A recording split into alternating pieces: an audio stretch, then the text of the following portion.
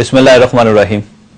अस्सलाम वालेकुम नाज़रीन, मैं हूं जावेद चौधरी। ख़वातीन, आज तक का सबसे बड़ा सवाल यह है कि अगर पाकिस्तान और भारत के दरमियान सालसी की आलमी कोशिशें नाकाम हो जाती हैं और भारत जंगी जनून में अपनी फौजें पाकिस्तान की सरहदों पर ले आता है तो फिर क्या होगा?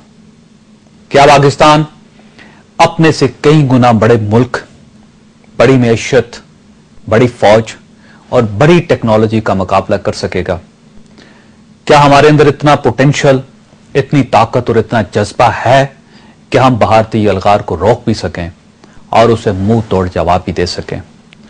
जबकि सूरत-ए-हाल यह हो कि भारत की आबादी 1 अरब 12 करोड़ हो, जबकि हम फकत 17 करोड़ हों। भारत की आर्मड फोर्सेस 14 लाख हों, जबकि हमारी फौज महज 5,50,000 हो।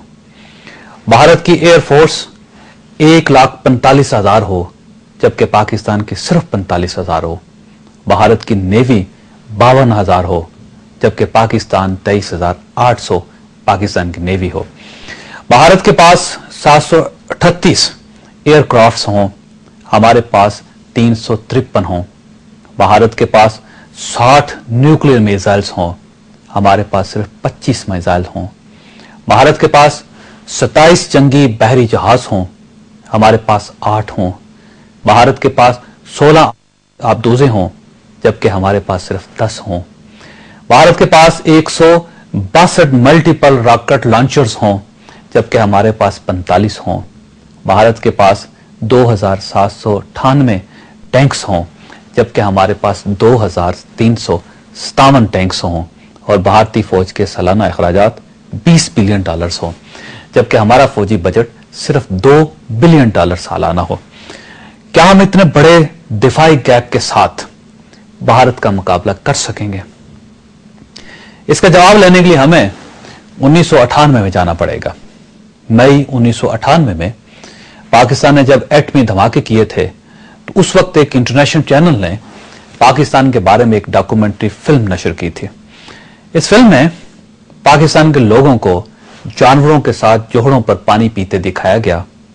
दरख्तों के नीचे, सड़क के किनारे उस तरह से शेर बनवाते दिखाया गया। फुटपाथों पर बैठकर सन्यासियों से कान साफ करवाते, दांत निकलवाते और मदारी के करतब देखते हुए दिखाया गया।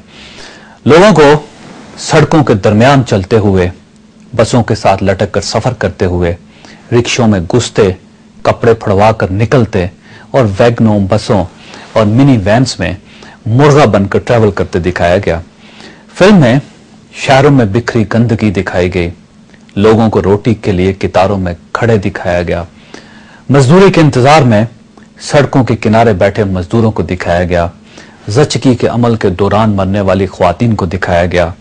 अस्पतालों की हालत दिखाई गई, स्कूलों की कंडीशन पेश की गई और इज्जत के नाम पर मरने वाली ख्वातीन का कब्रिस्तान दिखाया गया। और आखिर में टेलीविजन चैनल ने ऐलान किया कि आज ये कौम न्यूक्लियर पावर बन चुकी है। आज इस पसमानदा कौम, बुनियादी जरूरियात से महरूम मुल्क और 20वीं सदी में 9वीं सदी की जिंदगी गुजारने वाले माशरे ने एटमी धमाका कर दिया है और यकीन नहीं आता कि चागी का पाकिस्तान असल पाकिस्तान है या फिर इस गंदगी, इस पसमानदगी में लुथड़ा हुआ पाकिस्तान असल पाकिस्तान है। और ये फिल्म बुनियादी तौर पर पाकिस्तान का इमेज खराब करने की कोशिश थी और वो इंटरनेशनल चैनल इस फिल्म के जरिए हमें हमारी औकात बताना चाहता था, लेकिन इस फिल्म ने दुनिया को एक नई हकीकत समझा दी। और मेरा ख्याल ये है कि अगर ये फिल्म ना आती तो शायद दुनिया हमारे इन हालात से वाकिफ ना होती और एक नया जाविया दुनिया के सामने ना आता। इस फिल्म में साबित कर दिया कि पाकिस्तान एक ऐसा मुल्क है और पाकिस्तानी एक ऐसी कौम है जिनके लिए कोई चीज नामुमकिन नहीं। ये लोग अगर चाहें तो ये घास खाकर, गधों पर सवारी करके, जोहड़ों का पानी पीकर और 50 साल पुराने उस्तरों के साथ शेव करके भी एटमी ताकत बन सकते हैं। ये नंगे रह लेंगे, भूखे सो जाएंगे, पैदल सफर कर लेंगे और छत के बगैर जिंदगी गुजार लेंगे, लेकिन ये बड़े से बड़ा चैलेंज कबूल कर लेंगे। नाज़रीन, ये वो हकीकत थी जिस तक मगरबी ताकतें पहुंच गई। चुनांचे वो दिन है और आज का दिन है, पूरी दुनिया ने हम पर नजरें गाड़ रखी हैं।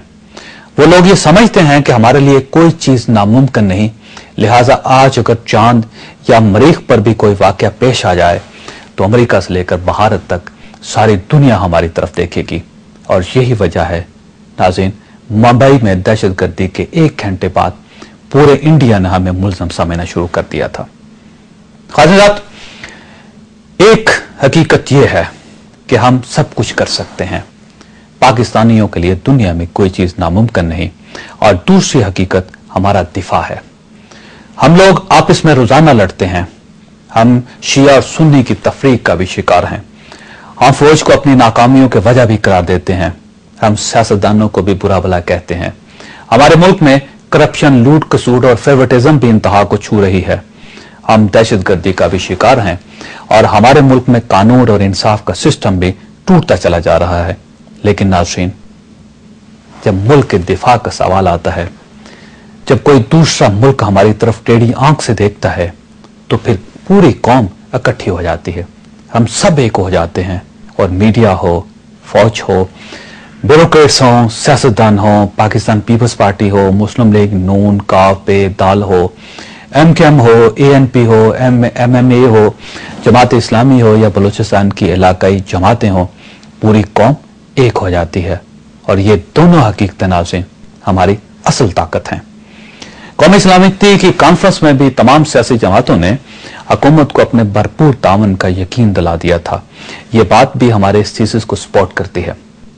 हाज़रात, अगर भारत ने जंगी जनून में पाकिस्तान की सरहदों का रुख किया तो हम अपना दिफा कैसे करेंगे? वार टेक्नोलॉजी में हमारी क्या पोजीशन है, यह हमारा आज का मौजू है। और हम एक वक्फे के बाद पाकिस्तान के मारूफ साइंसदान, पाकिस्तान एटॉमिक एनर्जी कमीशन के साबिक सरबराह और पाकिस्तान के मिसाइल प्रोग्राम के खालिक डॉक्टर समर मुबारक मंद से ये पूछेंगे कि हमारी दिफाई पोजीशन क्या है, क्या हम दुश्मन का मुकाबला कर सकते हैं। हमारे साथ रहिएगा, हम एक छोटे से वक्फे के बाद वापस आ रहे हैं। वेलकम बैक नाज़रीन, हमारे साथ तशरीफ रखते हैं डॉक्टर समर मुबारक मंद साहब। डॉक्टर साहब, आपका बहुत बहुत शुक्रिया। ये बताइएगा कि हमारी पाकिस्तान की जो दिफाई सूरत हाल है वो क्या है जी, पोजीशन क्या है हमारी? पाकिस्तान की दिफाई सूरत हाल के ऊपर मैं बहुत मुतमईन हूँ। जब तक हमारे पास न्यूक्लियर वेपन्स नहीं थे, न्यूक्लियर डिटरेंस नहीं था और हमारा इन्हिसार सिर्फ कन्वेंशनल वेपन्स पे, जो आम फहम वेपन्स इस्तेमाल होते हैं, टैंक्स हैं, हवाई जहाज हैं, इन पे इन्हिसार था तब तक तो हिंदुस्तान की बर्तरी पाकिस्तान पे तकरीबन 3.5 और 1 थी।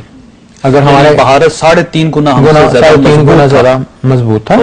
और ये बर्तरी उनकी हमेशा से बरकरार रही 50 की दहाई से लेकर। ठीक है। और जब 1998 में, ठीक है, 12 मई और 13 मई को हिंदुस्तान ने न्यूक्लियर एक्सप्लोजन्स की, तो इस बर्तरी में उनके न्यूक्लियर वेपन्स भी शामिल हो गए। ठीक है। और जाहिर है कि वो बर्तरी उनके ख्याल के मुताबिक बहुत ज्यादा मल्टीप्लाई होगी, बहुत ज्यादा बढ़ गई। ठीक है। तो उसके बाद जो लबो लहजा हमें सुनने में मिला है उनकी पार्लियामेंट से, उनके लीडर्स से, वो मेरा ख्याल है हमारी कौम को भूलना नहीं चाहिए। वो एक तारीख का हिस्सा है। और वो लबो लहजा यही था कि पाकिस्तान का जो प्रॉब्लम है, पाकिस्तान के साथ हिंदुस्तान का कश्मीर का मसला है, वो अब मसला नहीं रहेगा क्योंकि आज़ाद कश्मीर अब हमारा हो जाएगा। पाकिस्तान की दफा जो है वो पाकिस्तान को चाहिए, उसकी जिम्मेदारी हिंदुस्तान को सौंप दे। ठीक है।